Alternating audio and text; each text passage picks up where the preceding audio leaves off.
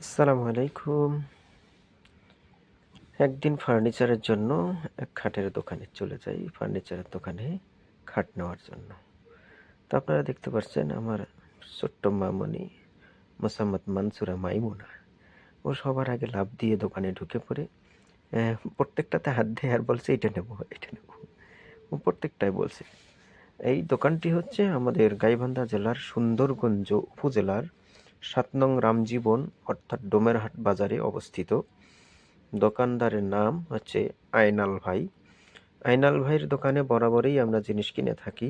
এখানে সবচেয়ে ভালো এবং একটু সুলভ মূল্যে পাওয়া যায়। অন্যান্য জায়গার থেকে কিছুটা হলেও একটু দাম কম রাখে এবং মানসম্মত জিনিসগুলো দেয় এবং ভাইয়ের আন্তরিকতা অনেক ভালো।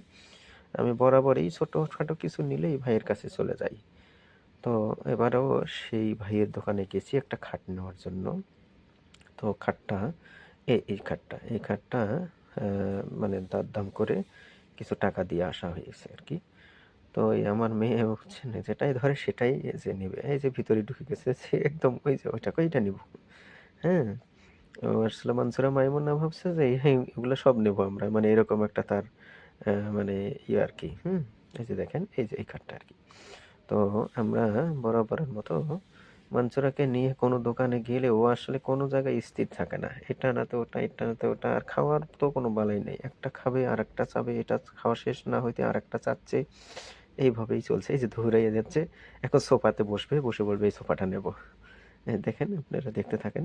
এই যে সোফায় বসছে। বলছে এখন এই সোফা এটা নেব, এটা নেব।